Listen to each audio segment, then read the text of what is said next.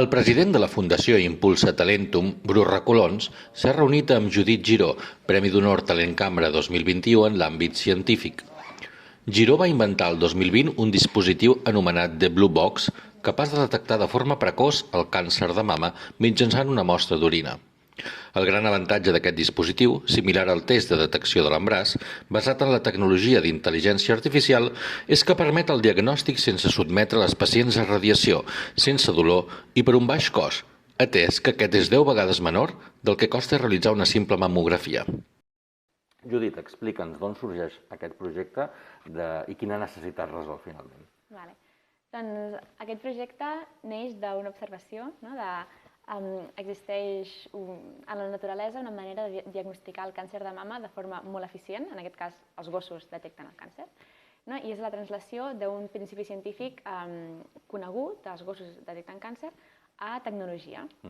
Ara mateix estem encara desenvolupant aquesta tecnologia, és a dir, encara estem lluny del mercat, calculem que podrem sortir al mercat les nostres primeres proves pilots el 2024 i estem desenvolupant aquesta tecnologia. Com ho feu, això? És a dir, teniu partners, teniu inversors, teniu un ecosistema universitari en el qual també us permet desenvolupar-vos. Ara mateix estem aquí a l'Start UB, per tant, com ho heu aconseguit desenvolupar-ho? Doncs, hi ha un equip i aquest equip fa bastantes tasques, no? Som un equip petit, però les tasques que fem són moltes.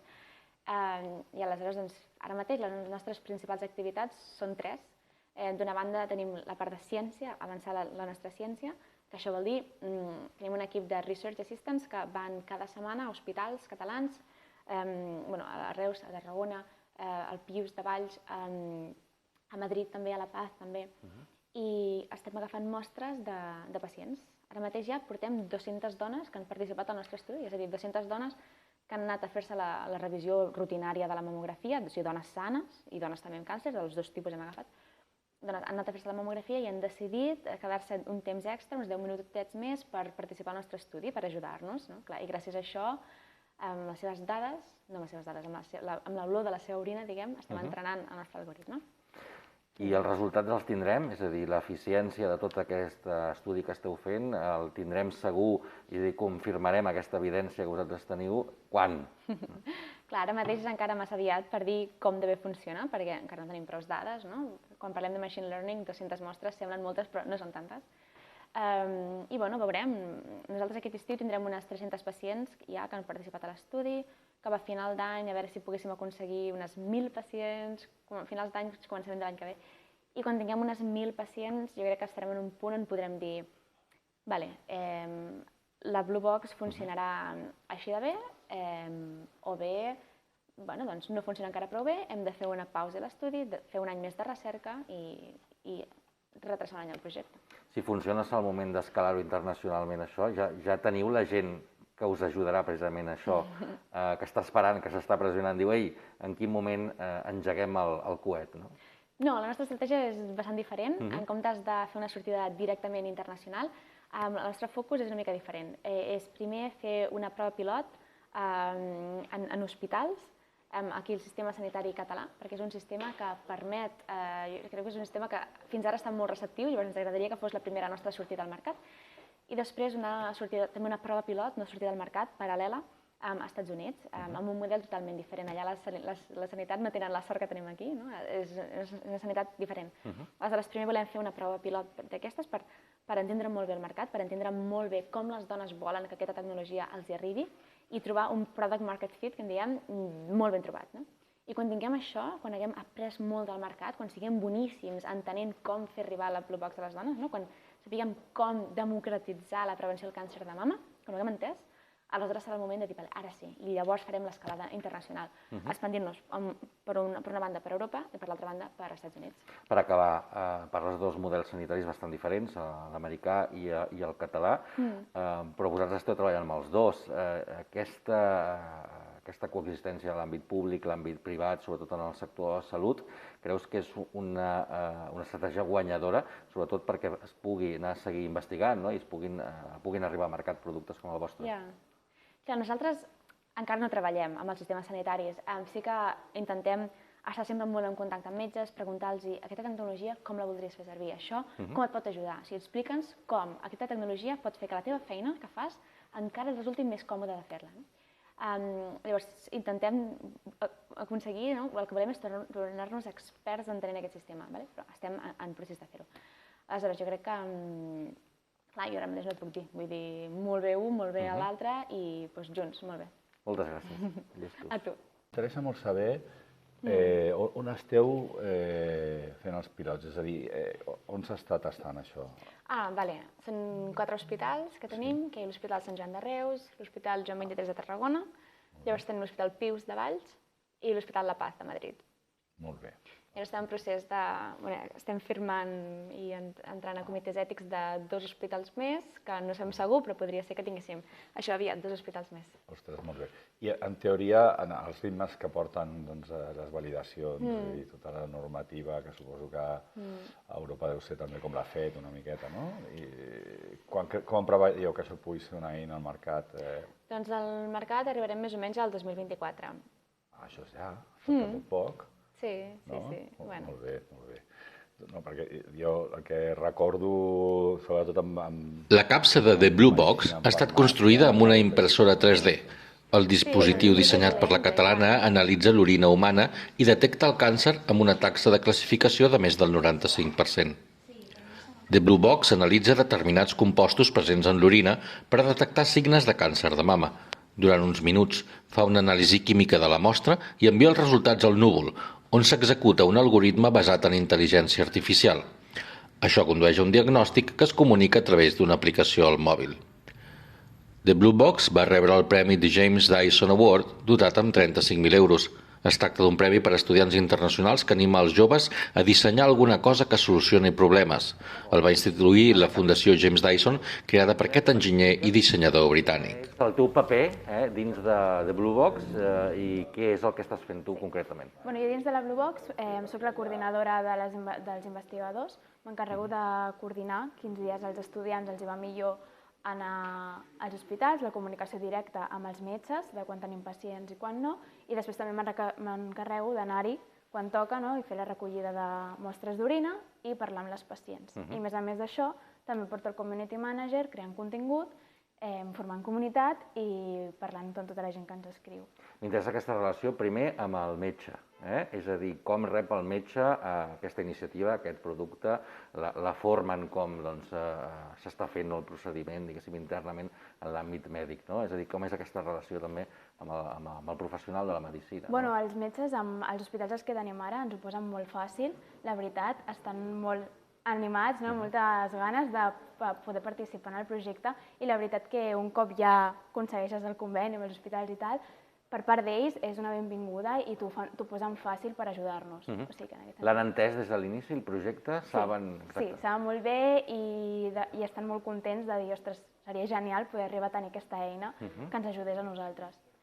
Els pacients, les dones, se'ls ha de convèncer molt, estan molt disposades, clar, amb el tema del càncer de mama doncs fa molt que es treballa. Depèn molt perquè és el que dèiem, són dones que van a revisions rutinàries, van a fer-se les mamografies, biòpsia, ecografia, i és un tema delicat, jo entenc que moltes, o sigui, normalment són dones que sí que tenen ganes de participar i que no els suposa res quedar-se 10 minuts més i donar-nos la mostra i parlar amb nosaltres, però hi ha vegades que quan ens diuen que no, ho entenem perfectament. Anar a una revisió, per molt que sigui rutinària, a vegades vas amb uns nervis o amb un historial familiar o el que sigui, que dius, no, ara no em ve de gust això, ho entenem perfectament i ja està, però normalment sí que les dones s'animen i participen. Com és? Què és el que han de fer? És un qüestionari?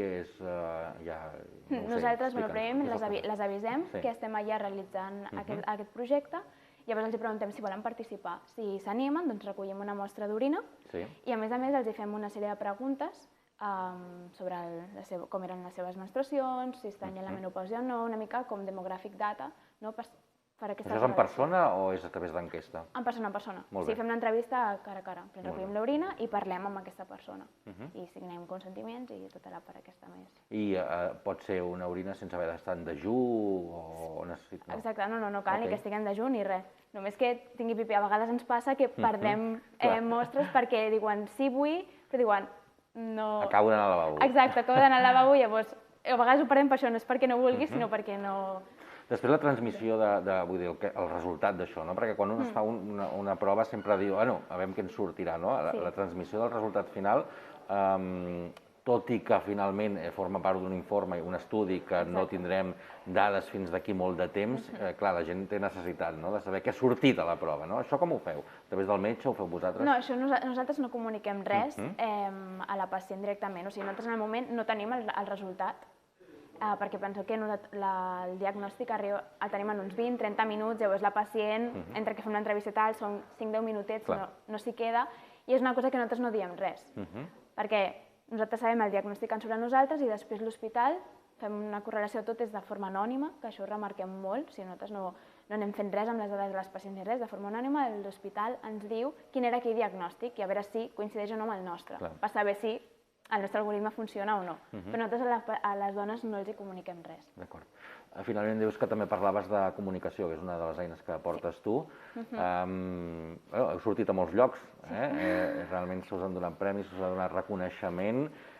Com es porta això, no? Perquè a nivell públic, precisament la comunicació d'una cosa tan concreta, no? I a vegades al sector salut, doncs costa fer-ne didàctica.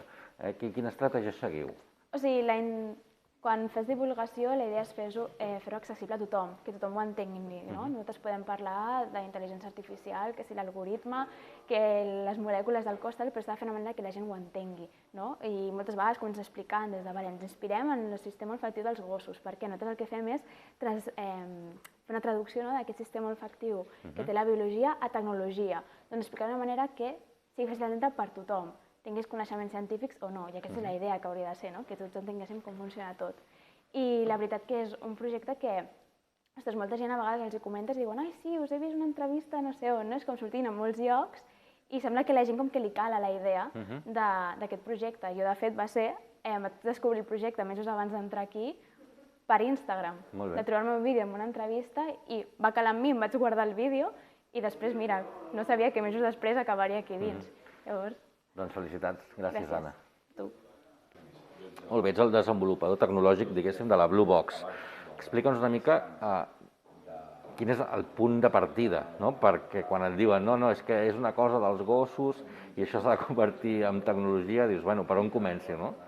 Sí, evidentment, com qualsevol tecnologia que es desenvolupa de zero o que es desenvolupa nova, no és de zero, sinó que sempre hi ha una recerca prèvia, una investigació prèvia, una institució que ho suporta, i en aquest cas la nostra tecnologia està basada en la tecnologia d'uns nassos artificials. El que passa és que aquesta tecnologia mai ha estat desenvolupada fins al nivell en el que l'hem portat nosaltres, en el sentit que la integració del nas artificial, tu fas aquesta mímica del que és la Blue Box, té com dues parts. Té la part del dispositiu, del que es diu el hardware, normalment, que és el que mesura i imita el que és el nas del gos.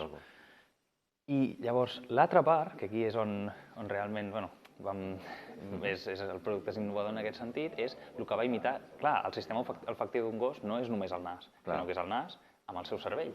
Llavors, com imitem aquest cervell del gos? Què és aquest processat? Al final el que fa el cervell és processar la informació que rep del nas. Doncs nosaltres en aquest cas és un algoritme d'intel·ligència artificial. Per què la intel·ligència artificial? Perquè és el més semblant que nosaltres tenim a un cervell. És un tipus de tecnologia que tu el que fas és ensenyar-li dades, li dones informació, com el nostre cervell o el cervell d'un gos que rebria la informació i a poc va aprenent a distingir el que és un pacient de càncer d'un pacient sa. I què és el que detecta l'acidesa, perquè estem parlant d'olors i això, traspassar-ho a dades, la veritat que no se m'ocot com es pot fer. Són sensors que diguem que reaccionen a components volàtils, és a dir, una olor al final no és més que compostos químics que estan dins d'una mostra que s'evaporen a temperatura ambient o quan els escalfes. Llavors, aquests compostos químics en el nostre nas, per exemple, són detectats per els nostres sensors, que són les cèl·lules olfactives. Doncs al final el que fa la Blue Box és el mateix, té uns sensors que detecten aquests compostos químics que a nosaltres ens interessen. Quan tens aquestes dades, què fem amb això? Perquè dius que la intel·ligència artificial sembla que ens hagi vingut a resoldre tot el que no tenim temps de fer nosaltres. Realment és així? És a dir, aquest Mare Nostrum petitó el que fa és processar tot allò i dones atenció a aquesta pacient? Bueno, la intel·ligència artificial és un terme molt general quan es parla d'enginyeria de software, i en el nostre cas concret és la intel·ligència artificial en el seu estat més pur. Què vull dir amb això? En el nostre cas és un algoritme en el qual tu li dones informació, moltíssima informació, i li vas dient per cada mostra que tu li dones, li dius aquesta mostra és un cas control, aquesta mostra és un cas càncer, un pacient sa o un pacient que està desenvolupant el tumor.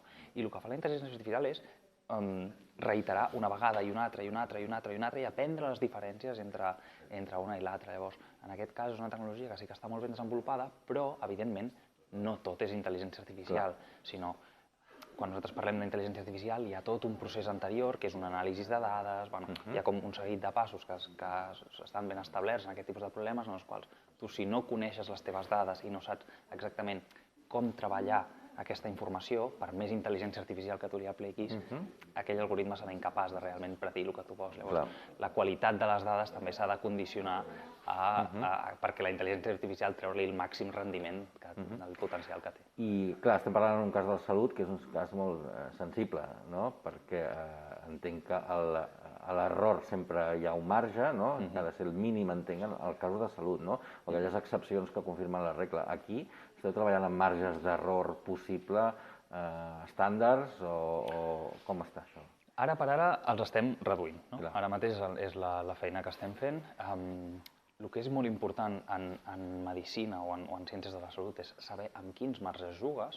Al final, tu sempre treballes amb una tolerància i sempre quan tu tinguis clar amb quina tolerància és amb la que estàs treballant, i sobretot el metge, o l'usuari d'aquesta eina tingui clar quina rellevància tenen els resultats aquests que li estan donant i entre quins marges poden estar, el més important és que tu tinguis molt ben caracteritzats aquests marges.